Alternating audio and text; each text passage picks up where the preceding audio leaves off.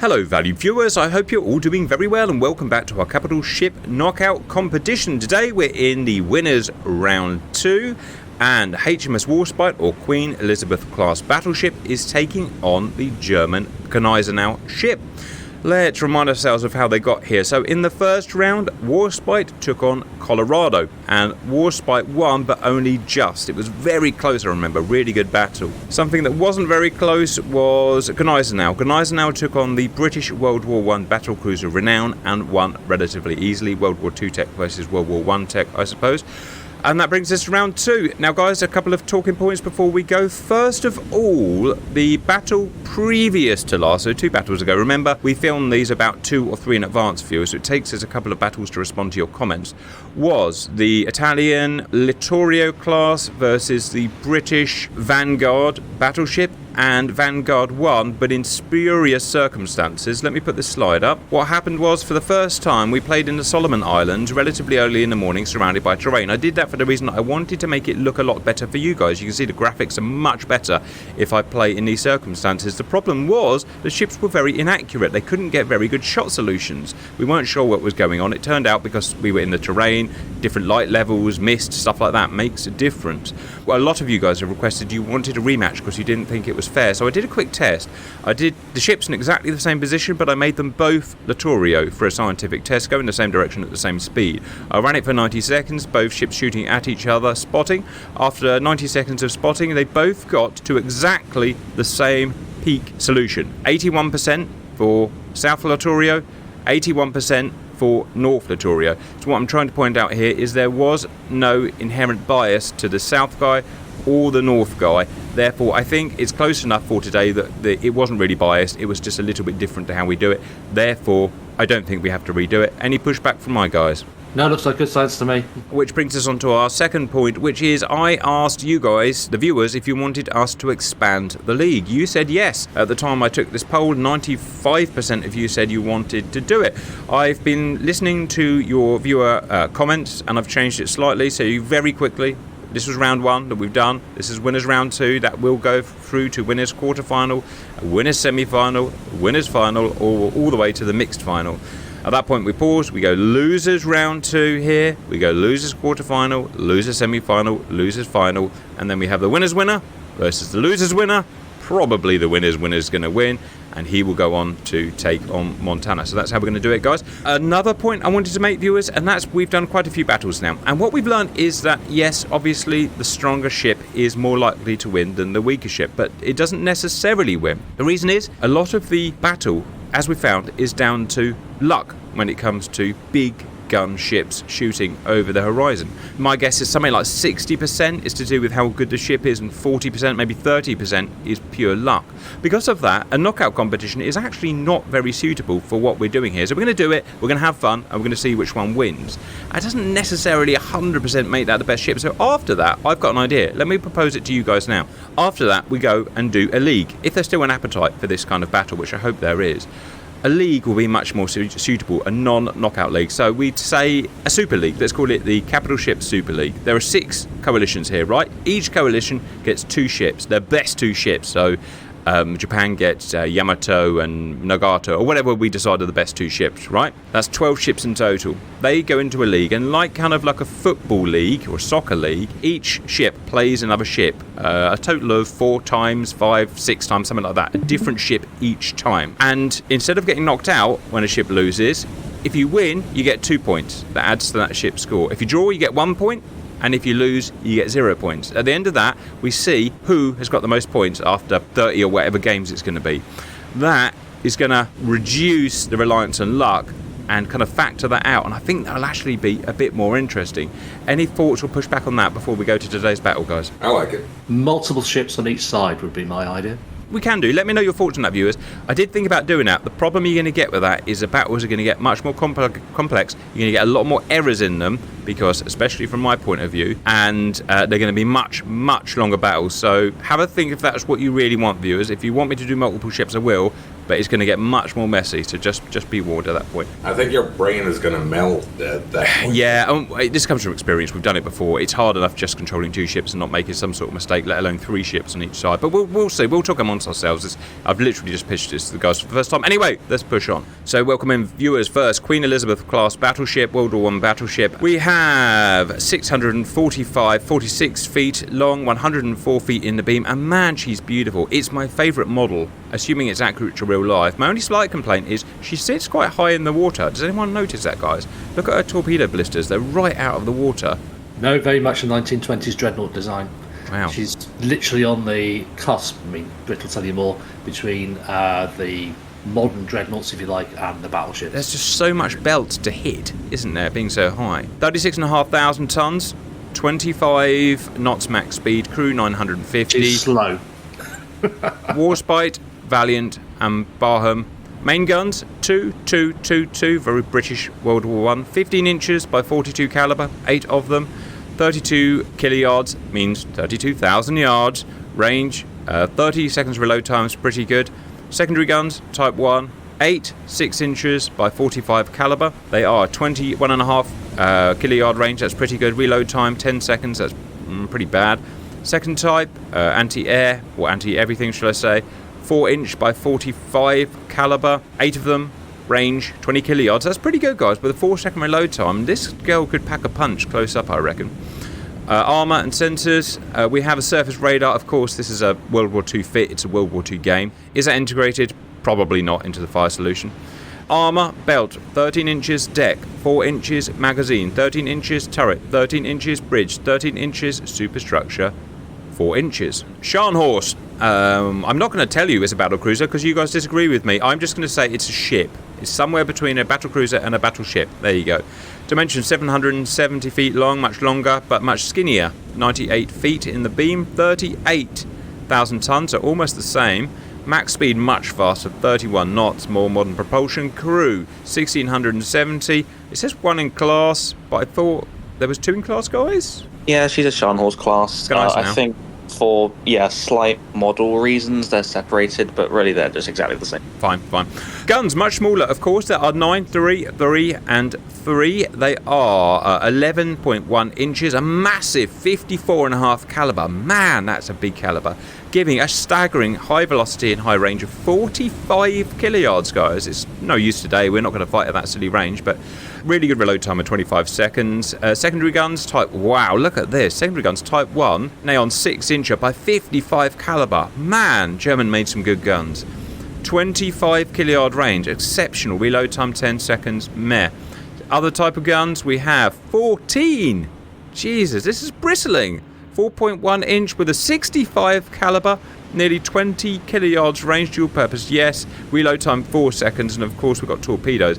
Absolutely bristling with guns, guys. Sensors and armour, we have a surface search radar at 10 miles. If fire control integration, I don't know, let me know, viewers. Armour, 12.5 inches belt deck, 3.5 inches mag, 12.5 inches turret, 14 inches bridge, 14 inches superstructure, 14 inches. Armour penetration we like to do now, viewers. So Warspite is at the top, Scharnhorst is at the bottom. Let's take a common denominator, say 20 kiloyards. That's where we tend to do our kills, 20 kiloyards. So Warspite can penetrate side armour, just under 12 inches of side armour, just over 3 inches of deck armour at 20 kiloyards, which is, like I said, when we do most of our damage. 20 kiloyards in Scharnhorst, 11.5 inches, almost identical side armour. So a tiny gun, 11-inch gun, does the same amount of horizontal penetration at 20 kiloyards. Unbelievable. Crazy. And deck is less, 1.9 inches, but still impressive. We have to make some predictions at this point. Who's going to win, Warspite or Scharnhorst? I'll give my spiel first of all.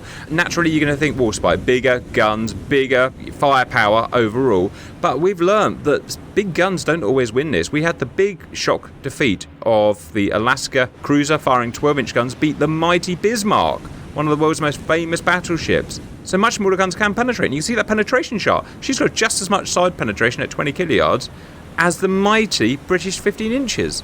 I'm going to go German with this one. I mean, if we look at both ships historically, we've got 2 very accurate ships. Because Warspite herself, and I don't remember if it was Scharnhorst or Gneisenau, but one of them, Warspite and one of the sisters, they're twinned with the joint longest range gunnery hit in combat at 26,000 yards. Maybe Warspite was 26,500, but either way, two very accurate ships, but as much as we all love Warspite, and as great as she was for a time, I feel like it may just come down to the creep of technology on this one. So if you look at the deck penetration of Warspite, you can actually get through Gneisenau's deck at longer range. Interesting. So at closer range, they're going to be about equal, but Warspite can do damage at longer range. So I want to go for my little War Corgi.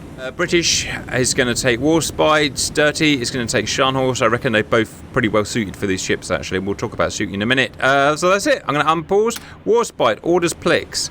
AP, full spot, no course chain. AP, full spot, fire, and straight ahead. And that's it. Scharnhorst. 030 HE. 030. You're going to have to help me with that. That is up here. Aye. Is that a full rudder? You want a full rudder turn? That's going to take forever. Yeah. Say the gunnery orders, please. HE, full spot. HE, full spot. Well, it's interesting seeing something different. Right, you're not going to see... Whoa, that's an accurate first salvo. You're not going to see many hits to begin with because we've got different tactics going on. British, you're going to be very unpopular with the viewers because by the time this comes out, the previous battle would have come out, South Dakota versus Yamato, and we were desperately needed you for that battle. So you've got some winning to do for the viewers. I'll try and make up for it here. You try and make up for it there. We're going to buy viewers. We're going to get a GoFundMe. You are going to get a GoFundMe, and we're going to make a biggest, loudest alarm clock for British to make sure he gets up for these battles, so he doesn't disappoint you. We're going to hook up a air raid siren. Yes, an air raid siren. Look at the guns. Look at the guns. I know most of them aren't firing at the moment, but imagine that coming towards you, and they're all going to be accurate. Big, long caliber accurate. Guys, these are all long caliber. What's the disadvantage of the long caliber guns? Why aren't all of them long caliber? They're slightly harder to make because the barrel's longer, but you also get less plunging fire because the shells are more flat shooting. They do get more speed. Obviously, they get more speed. Yeah, but like I said, they're a flatter trajectory, so less plunging fire, and that showed on that armor penetration. You got very bad deck penetration from this ship. So, yeah. Now, is that because it was not designed to fight battleships? It was designed to fight. It was designed to be a raider? Question mark or? Yeah, the Scharnhorst were initially designed to fight the French Dunkirks, which were counters to the Deutschlands, the Panzerschiff. But yeah, she was originally meant to get 15-inch guns, the same ones as on Bismarck, but the design wasn't really ready at the time. German industry wasn't capable of producing it, so they just updated the 11-inch gun design they had before that and just used that. I'll leave you spot on while you're turning, Dirty, and I'll leave Warspite spot on while she's going, while you're turning, and then we'll just start turning the spotters off. One thing to mention about Scharnhorst and the long guns, the Germans and their armor scheme with their turtlebacks are actually designed to be up close and personal, whereas most of the other nations, Britain, America, France, went for more of a plunging fire after World War. Yeah, because initially, most of the World War I dreadnoughts, their guns can't elevate past 20 degrees because they didn't feel like they'd need to do that, including Warspite. So in one of the refits, she had her gun elevation increased from 20 to 30 degrees so she could shoot further. It just goes to show the different considerations you have from World War I to World War II. Can I get 45 degrees left, please? 45 degrees left, so you're going to cross his rear T, aye, so let's get that done. And let's go off spot, so just on AP full. Aye. Yeah, spot off. Ow. HE, full, spot off. He's paying the price for this. HE. What's the damage? There, we were magazine. Jesus. Could this be the world's shortest battle? Well, there we were saying the Warspite wasn't going to be very accurate, and I think we just saw Warspite's plot armor thicken. well, this is That's just stupid. This is the point I was saying at the beginning. We love doing these battles. You're going to get some weird results because a lot of it is luck, as per real life. You got that mix of luck and captain skill and ship goodness, and it makes it really exciting, in my opinion, because you never know what's going to happen. Yamato, as we saw last time, can be defeating when you're not expecting it. It's weird, really weird.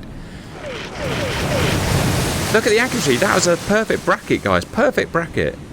So, Cap, we do have a exalted visitor in chat.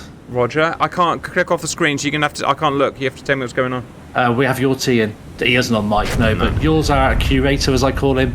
He's the guy who's still deving and very much keeping this whole game in the water, you might say. Yeah, So many thanks to him. He likes to come and watch and just check how things are going.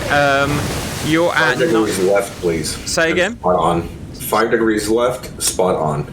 You know what, Cap? Let's bring the spread down to narrow. So AP narrow spot fire confirm. It's going to be low accuracy obviously because of the smoke that's on the go at the moment. Double check confirm. No hits on the British ship yet, which suits me just fine. Just 3 guns firing. You'll be getting accused of bias again. Yeah, right. The results work out terrible for accusing us of bias. It looks like we're making everything up, but we're not, I can assure you. I mean, how could you make stuff up? Physically impossible to. Right, let me check you. You are as good as you're going to get with smoke on. Spotter on or off? Keep it on. Just keep it on. Roger, and your HE. Well, that's far. Everything is... Oh, you might get that gun far... No chance. No chance. Fully crushed your T. Range. I got a plan. 27 kiluyards. I have no idea what it could be, but...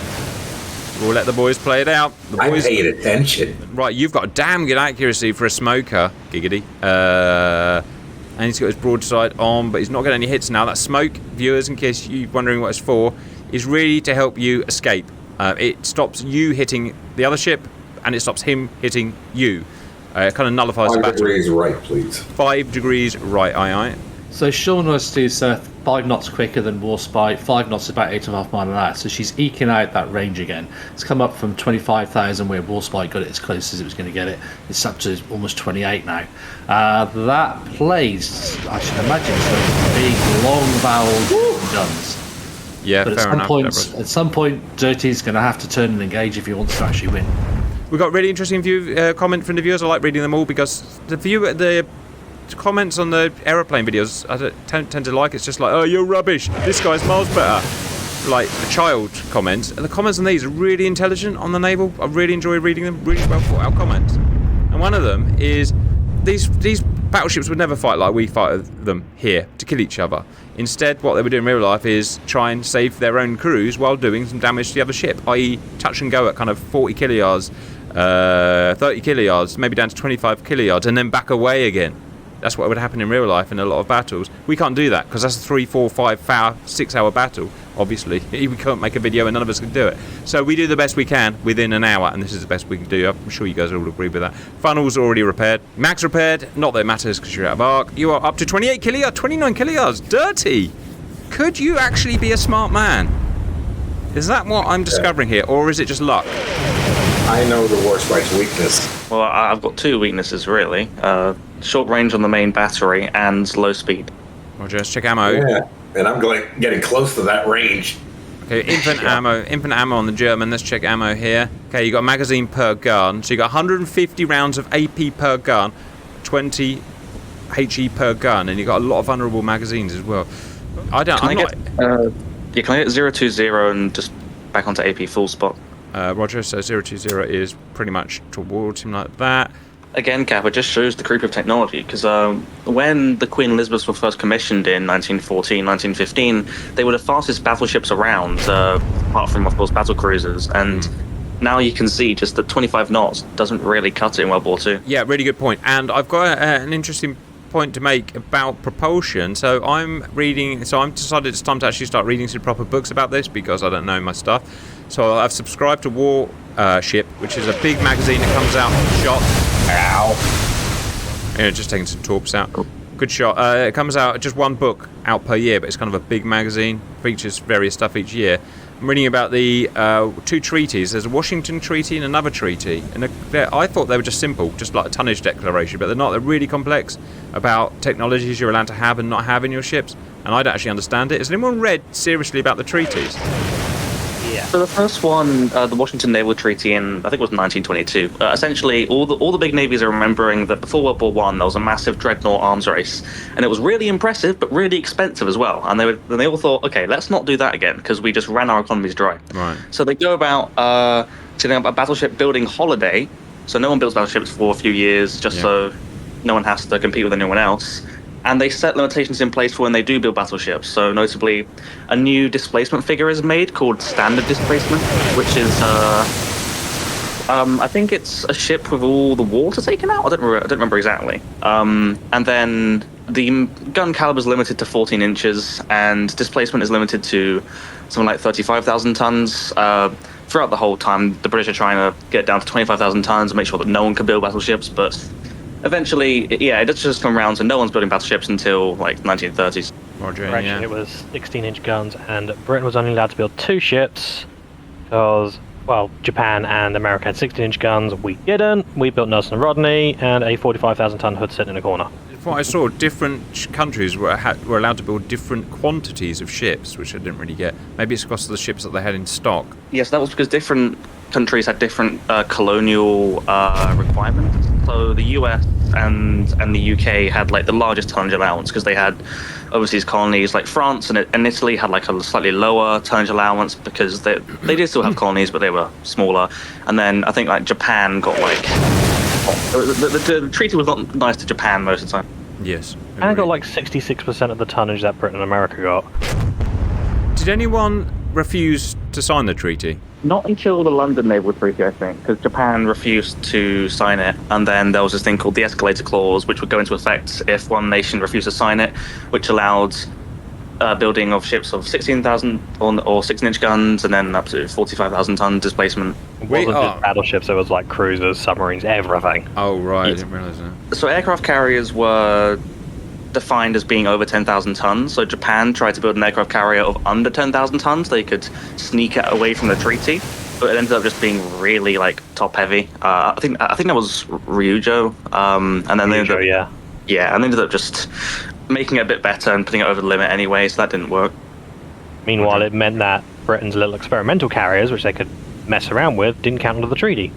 Granted, they weren't that good in wartime, except Hermes, I think, but that may have been over 10,000 tons. This is actually quite a realistic battle. Like I said, our battles are a bit arcadey for the reasons that we said. We've got to make an entertaining video for you. But this one's actually turned out to be super realistic. I mean, this might be what happened in real life. If they saw each other at 30 kilyards, which is perfectly reasonable, Scharnhorst might decide to do this little trick. You're going to run out of thing. You want to keep on this heading, Dirty?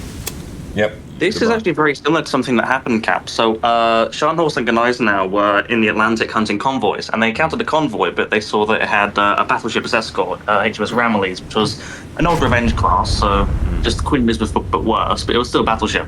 And their orders weren't to engage any capital ships, because, if they lose a battleship, then that's horrific. So they just disengaged. What do you reckon the shaft horsepower difference between Warspite and Gneisenau is, percentage-wise? Just to get that extra 5 knots. 25, 30%? Yeah, you're not far off. Warspite's got about 75,000 shaft horsepower. Gneisenau at 160. So, wow. Nearly double, isn't it? That's amazing, guys. Just to get that extra 5 knots. So hydrogen dynamics are really working against you at that point. I suppose that's just technology difference. I mean, that's why the ship's longer, because you've got more machinery. I've learnt about that from the viewers.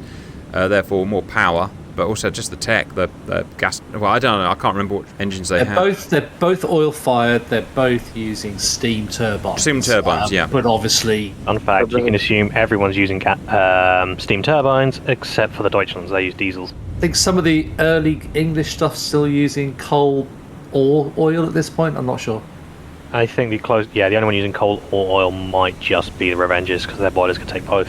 I think the Italians were converted to go from coal to oil in the interwar period when they were modernising their ships. And then they ran out of oil. Yeah. Yeah, I mean that is the issue, isn't it? It becomes a logistic issue then.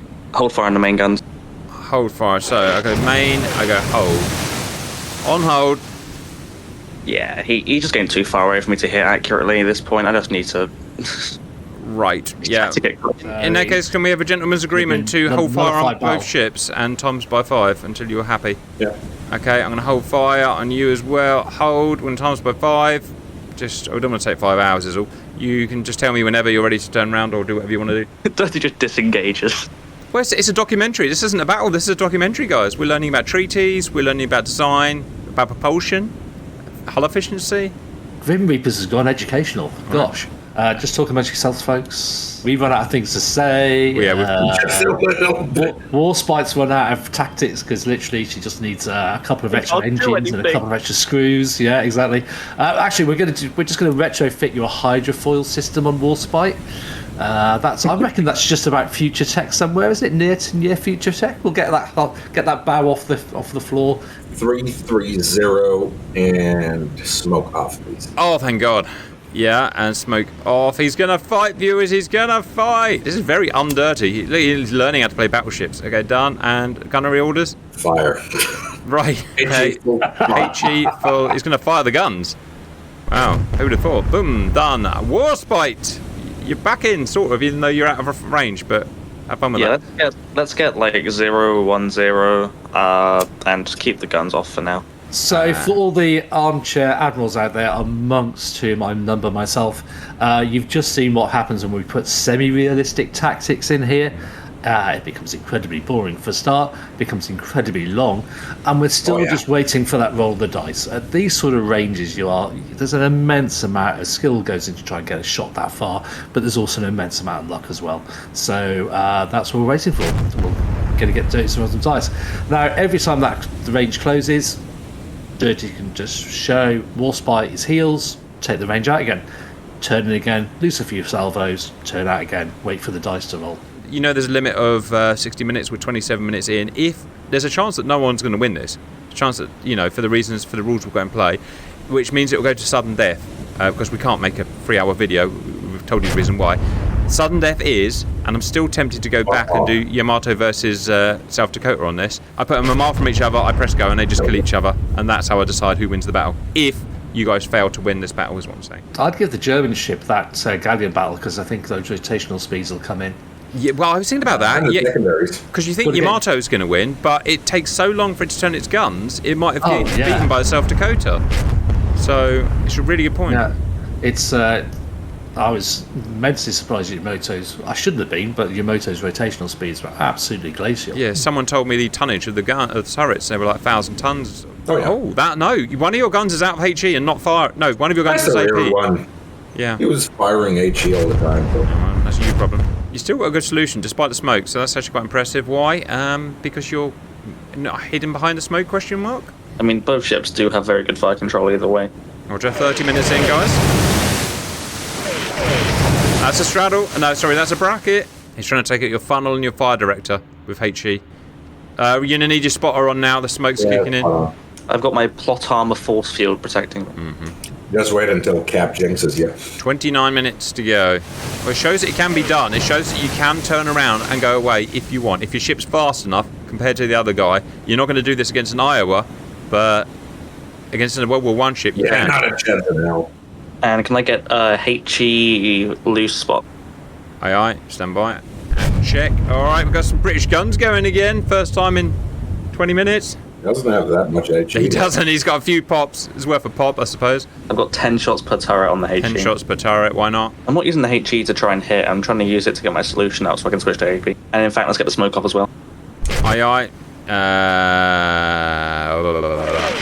Right, so that accuracy is going to go right up now on both sides. Well, Scharnhorst's got 99. Yeah, pinned. What a brilliant fire control. Brilliant fire control. Say again? Yep. So, what is HE narrow? Narrow. Fire, HE narrow. Done. Wow. Somehow Warspite has got closed now without getting blasted to hell. And let's go to AP narrow. AP narrow, spotter off, fire and check. Clear conditions, 31 kiloyards. Who's going to make that magic shot? No hit. Rudder full left, please. You're the boss. And can I get my gunnery to AP full spot? AP full spot. Check and confirm. You can see the solution's already starting to go down. Yep, you got it, boss. Wow, we're going to complete tangent. Complete tangent here. Okay, rudder and midships. Aye, gunnery, dirty, because you're down. AP narrow spot. AP narrow spot, aye, and confirm. They've both got their killer salvos on now. AP narrow spot is for killing. If you're going to say, oh, but he's shielding his rear guns. We've had this chat many times, viewers. Sometimes positioning is more important than gunfire. I think it was no, it did bounce off. We are 29 kiloyards. We've literally just reset the battle. 37 minutes in, 23 minutes to go. Still a chance that no one's going to win this. So, just to explain to our viewers a few changes We're going to put a poll up before each battle now, folks. We're going to give you some interaction, if you like, to say who you're going to think is going to win and why they might win. Okay, so look out for those coming out. Cap's going to be doing some shorts as well, so keep your eyes open for that, both flying and from the sea warfare. In the meantime, like, subscribe, use your comments, and please go and look at the merch when you get a chance. Super duper, guys. I'm 10 taking you. degrees left, please. I've taken you both off spot because you don't need it. Sorry, say again. 10 degrees left. Dirty's done well to keep. I mean, Dirty is winning at the moment. Warspite is the most damaged, but it's not a game-winning scenario. But let's keep going. So the tactics have worked thus far. Is it enough though? Is it enough? Would you need days to really? Would you need days for that tactic to work? Is the question. Rudder mode 6, please, Cap. Aye. Blah, blah, blah, blah. Yeah, going for that T again. Checking your solution. Solution is perfect. I reckon a lot of shells have bounced off this guy's armour that we haven't seen. Rudder midships. Aye. He's turned no. back. He's turned back into old Dirty. That's what's happened. Still perfect accuracy. Let's get direct west. Let's get direct west again, please, Cap. Aye. Are you worried about something, British? I know what he's doing. It's a German battleship. I think we all know what I'm worried about. It's got little It's got little thingies on the side, hasn't it, guys? HE narrow spot. Here we go. HE narrow spot fire. Are you sure you want spot? You don't need it. Yeah, at least one salvo. Yeah, okay. You may be right. Actually, you are right. HE narrow spot. Any changes in gunnery to the Brits? No, we'll keep it on AP narrow spot for the time being. AP narrow spot confirmed. All right, still trying to cross that T. Distance still 25 kiluyards, so still outside of the realistic kill box. 20 kiluyards is about the realistic kill box, viewers. People with bigger brains than this are going to have to argue this in the comments. I think the 15 inches of the British have got an issue. I think there's a changeover between their plunging fire and their side fire. That isn't effective. They rely very much on this plunging fire, as Pete was saying earlier. Once they get into the side fire arc, it doesn't get penetration, so they're much closer. Almost 7,000, almost 10,000 yards. They've got to close before that side penetration actually becomes effective on ships as big as this. So there's that whole area where they've got to close under immense fire, because don't forget the Germans got heavy secondaries as well, to get into that side penetration. So Warspite hasn't got the speed now to get away anymore, so she can't increase the range to get back into plunging fire, so it's going to be interesting. The viewers call that immunity zones. There's little zones of ranges you can have that gives you immunity from someone's guns due to the angle the shell comes in at. It's really interesting if you can sit and learn about it, which we can't really be bothered. Gneisenau is just entering that immunity zone at the moment, so we'll see how it goes. Right, so I've got HE narrow non-spot for you. I've got AP narrow non-spot for you because you're both pinned and you're getting towards that kill box, or the accuracy kill box, should I say, not necessarily penetration. Hitting someone. Can I get 15 degrees left? Left, yeah. Oh, we have some damage. It's completely superficial. Haha, no torpedoes for you, Dirty. I think not. Well, taking out the bridge will seriously hamper his repairs. Nah, bridge is just full of the bell ends. Oh, hey! What was that? Sticking out some... It's only 4.1 inches was running range anyway, but it's something. Accuracy's coming back to Warspite. Felt a bit sorry for Scharnhorst. It just couldn't hit that far away. All of a sudden, Warspite wakes up as it gets towards that 20 kiluyard range. Those torps have fully gone forever. Those are about to be repaired. Poor old Dirty. And now we're seeing why... 45 degrees right. For what? 45 degrees right, full speed ahead. That's here. Yep, going parallel, broadside, whatever. Warspite, you're out of accuracy. Yeah, spot back up. Get the spotter back on and check. We are 40. Oh, we've got 16 minutes left, guys. 16 minutes left. We're getting tense now. So we're starting to see now why the Germans were told do not engage with heavy ships.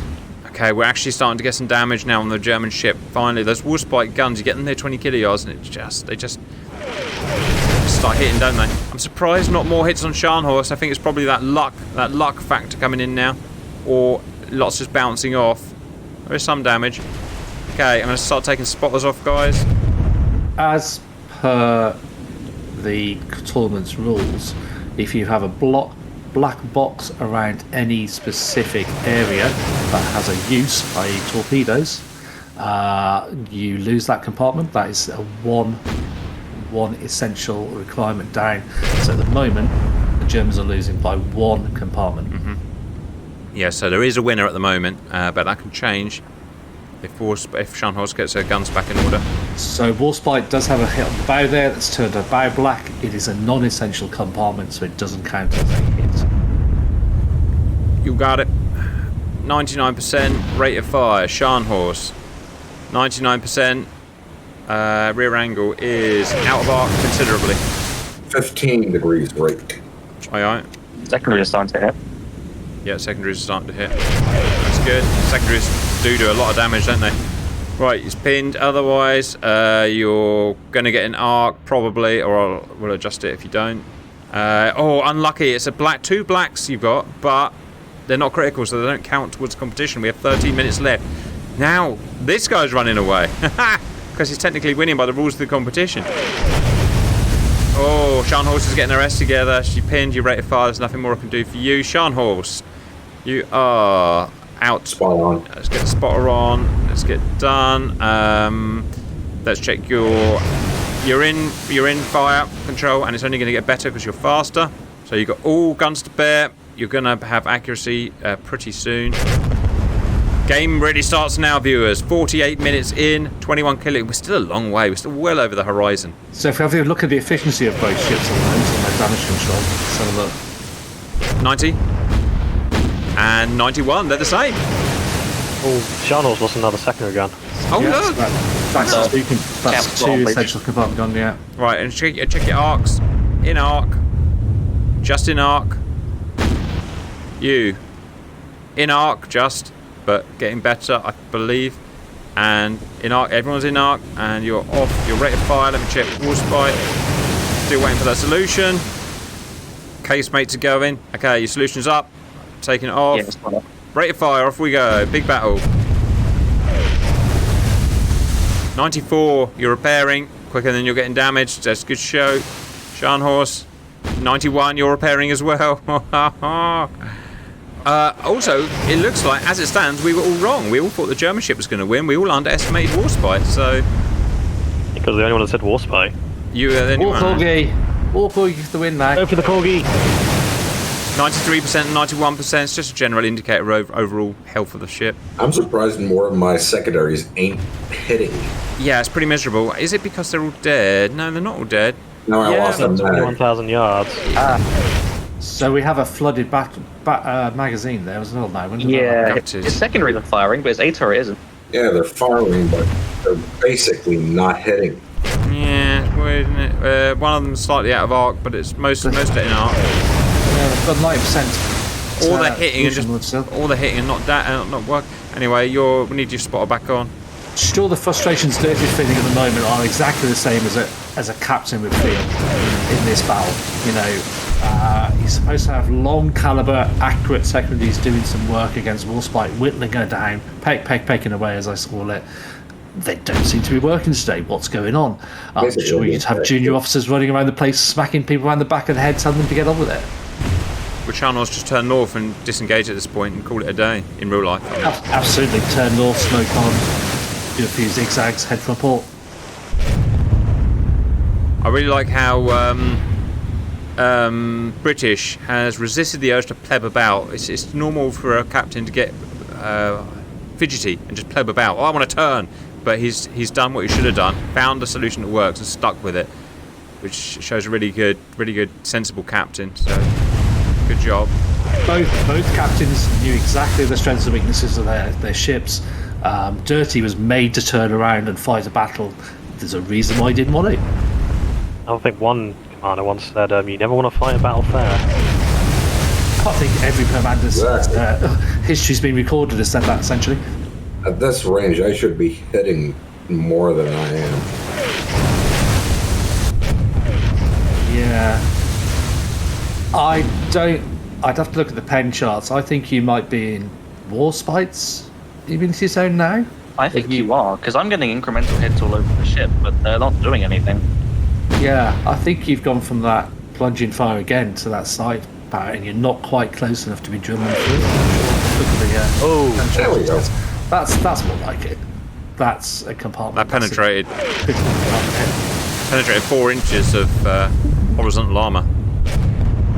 Cap, can you put the 2 repair parties doing that thing onto the fire and the red compartment? I'm gonna do a third one now. There's another fire. What do you want to lose? Just something repairing something that needs Well, so all of a sudden, the Scharnhorst is doing better and it's losing the rules, but it's actually now doing the damage. It just shows swings and roundabouts. Luck here, luck there. There goes the bridge. There goes that. Yeah, there's the bridge. Oh, Joe. Yeah, efficiency's down now. He's probably not going to be turning anymore anyway. I was very close to that magazine, and that would have gone through as well. It's only, well, maybe not, I don't know, 5-inch horizontal.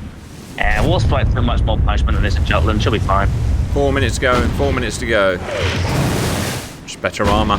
Just better armour. It's been shrugging off the smaller hits, isn't it? I think so. I keep seeing lots of little hits, but what I don't see is a cell going up. Yeah, like you can see, that was the main battery cell that just came in. I saw it hit 8 turrets and did nothing. Like it damaged it slightly, but you know, not. You look at the armour on a turret, it's about 20 inches. No, it's not that much, but it's a lot. It's like 15 or something. Oh, we So haven't if it stays like this and Dirty doesn't get his lucky mag hit, yeah. 2 Brits Are we actually seeing a battleship versus a battlecruiser? Discuss. Also 2 Brits in the quarterfinals. Warspite never loses. Happy with that, guys? Again, just to get rid of any doubts, we have not fudged the figures. Warspite has not been OP'd. Gneisenau hasn't been nerfed in any way. This is just the way the game plays out. You can't. Anyway, you can't get access to it, so... Unless we literally turn around and run away, there's not actually we can do anything to do to throw the match. Just pecking away at each other. The only difference has been that this guy is just more susceptible to the bigger hits, and therefore it's got more black squares. Warspite has only got 2 black squares. 2 of those squares are because of the secondaries on the Warspite. Guaranteed. I wonder how this battle would play out if Gneisenau was printed how she was meant to be with a 15-inch gun. Saw another hit there. That's a question for our modding community, really. If they can produce a Gneisenau Scharnhorst with 15 inches, that'd be interesting. I think it's going to be very much like a Bismarck. It'd be a Bismarck with its armour. They're not that much smaller, are they? So. And we're going to lose this one. Yeah. Well played by Warspite. I can't penetrate that armour. He didn't make any mistakes today. Dirty tried sniping, he tried close in, he tried everything, but it just couldn't match. Pause. Game over, guys. Warspite wins by the rules we've got. It's got more black priority cells, whereas the other one got no black priority cells. Really good battle. Dirty was smart. He did probably what he should have done. Didn't pay off. Warspite did really good, smart stuff. Didn't make any mistakes and wore him down. Who would win if he just kept going in a straight line? I'd actually know, because there's a good chance Warspite would have run out of ammo. Let's have a quick look. If you're down to 50 rounds, it's actually a chance Scharnhorst, we're not going to do it, but there's a chance Scharnhorst would have won because you may have run out of ammo. But rules are rules. Well, we put them in there for a damn good reason, guys. Your thoughts on the fight? No, yeah, I mean, I think for the first part, Gneisenau definitely had the right idea, doesn't want to get anywhere close, and historically would just want to run away. I mean, if Gneisenau ran away, they'd just call them victorious. Beat up on the thing. Good fighting, gentlemen. Without any time limit and stuff, I think German would have won. Yeah, I'd agree. You very possibly would have, but yeah, I ain't going to sit and watch that. I can see a War Corgi hoodie coming out of this. War Corgi hoodie coming out of this. I could probably get one. Tell Alison, and she'll make a GR one. Right, I'm going to hand it there, guys. Well done. I hope you enjoyed that, viewers, and bye-bye.